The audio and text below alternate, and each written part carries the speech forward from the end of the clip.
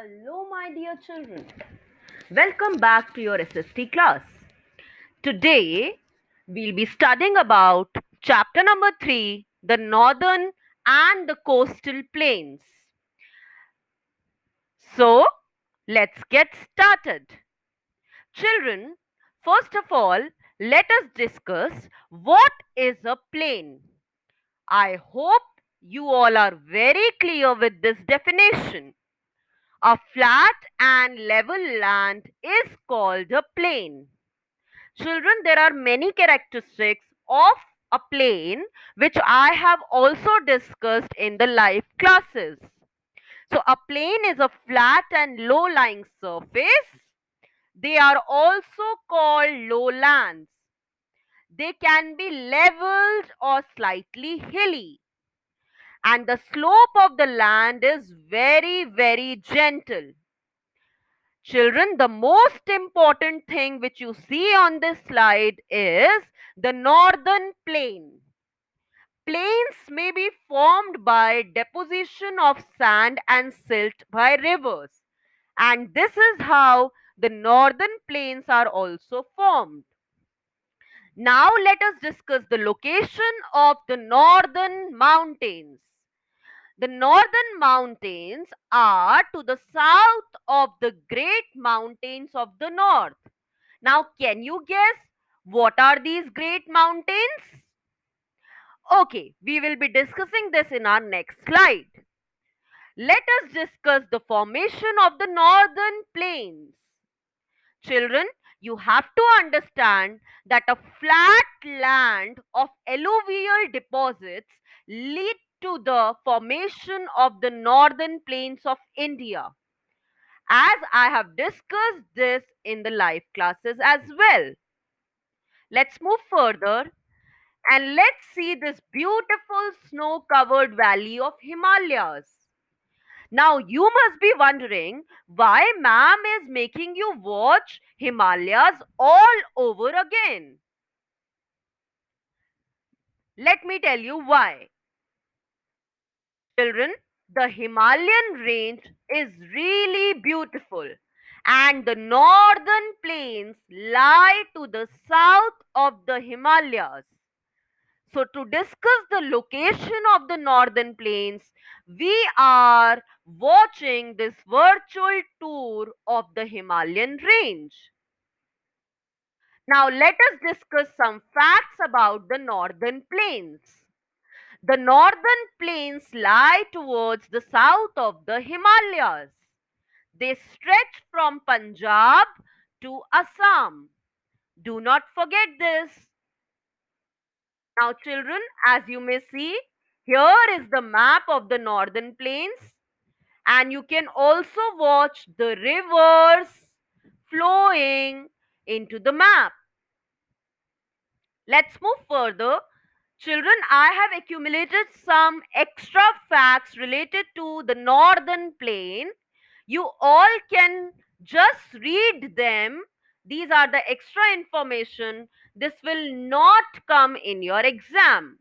But you should be well aware about the northern plains.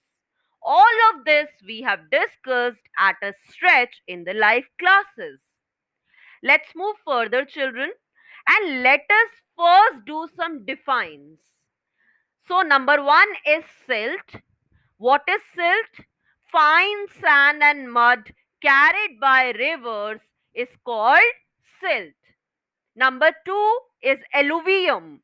The fine silt deposited by the rivers is called alluvium. Number three is tributary.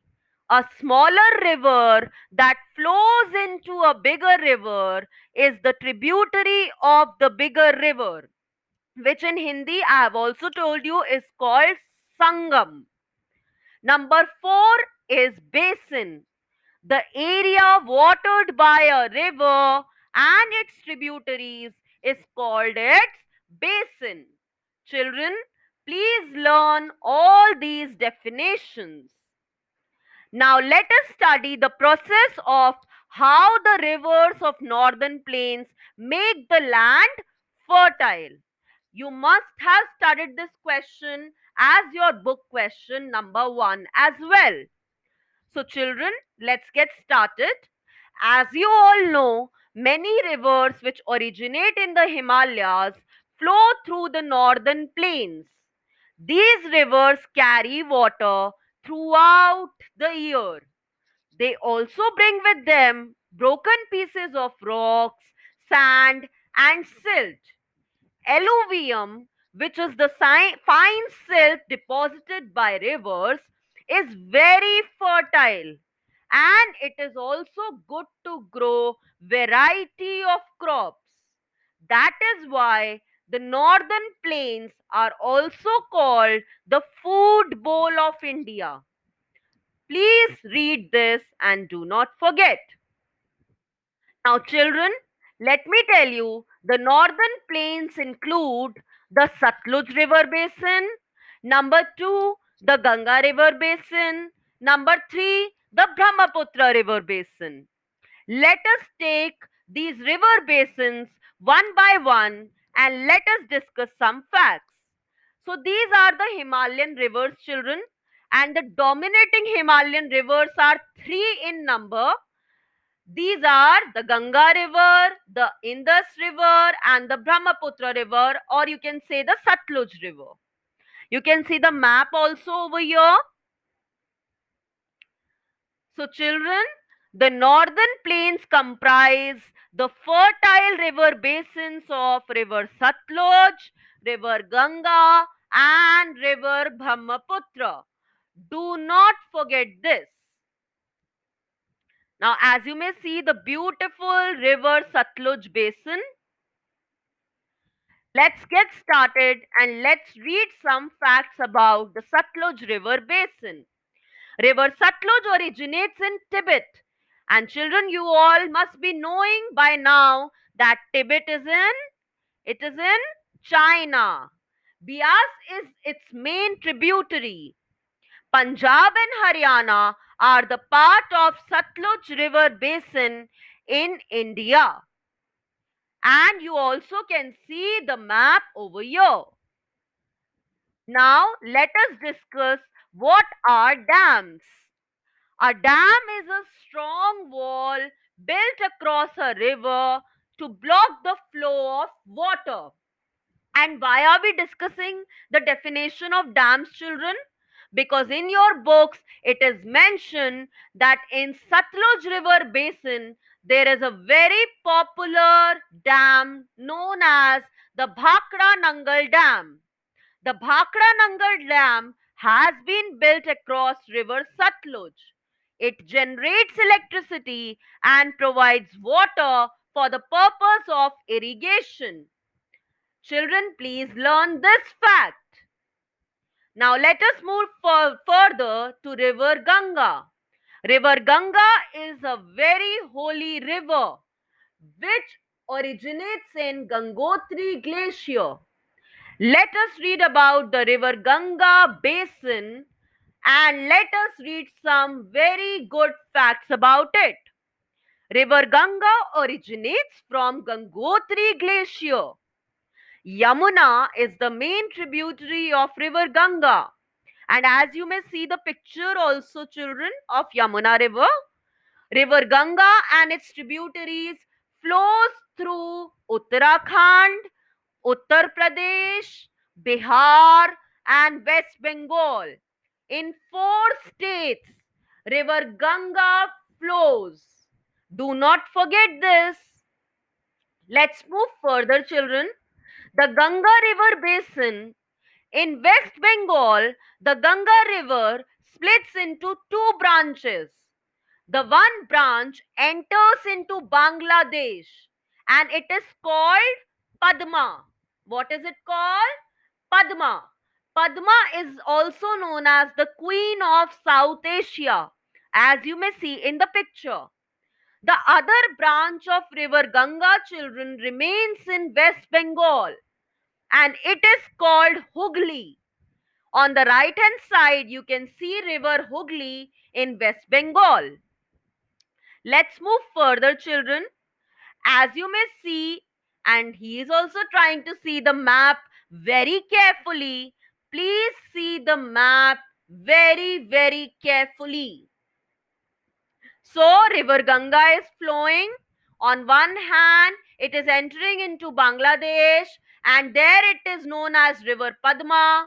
And the other branch is remaining in West Bengal only, and it is known as River Hooghly over there. Now, children, Ganga is our national river, but it is turning out to be a disappearing river. Do you know, children, why?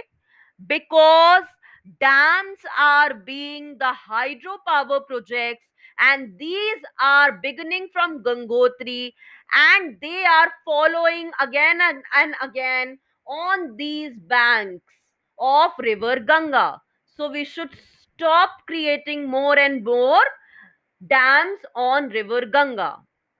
This is just an extra fact which ma'am is telling you. Let's move further to Brahmaputra river basin. As you may see the beautiful Brahmaputra river, and on the left hand side it seems a delta to me. So children, let's discuss what is a river's delta. A delta is a large flat area of land where a river flows into an ocean or a sea. Okay, a flat large area of land which a river makes before flowing into an ocean or sea. Please learn the definition, children, and let us discuss some facts about the Brahmaputra river basin. The Brahmaputra river basin originates in Tibet, which is in China, where it is called Sangpo. Children, T is silent over here. It's known as Sangpo.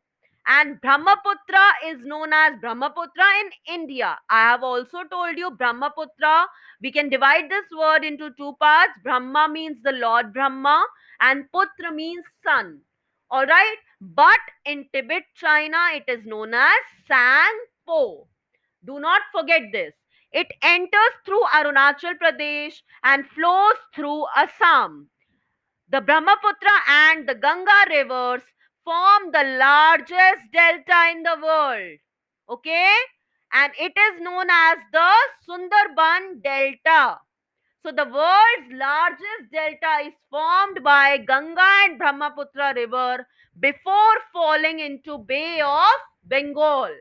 And that delta is known as the Sundarban Delta.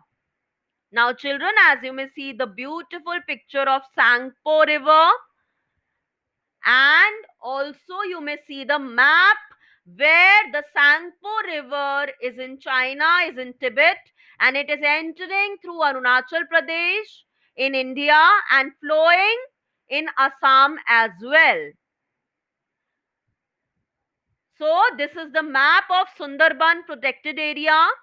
As you may see, these are the Sundarbans and this is the delta. See the beautiful images? Now children, this is a very important slide because it tells us the northern plains consist of these states of India. Number 1, Punjab. Number 2, Haryana. Number 3, Delhi. This is not a state. Let me tell you, children, this is a union territory, national capital territory of Delhi.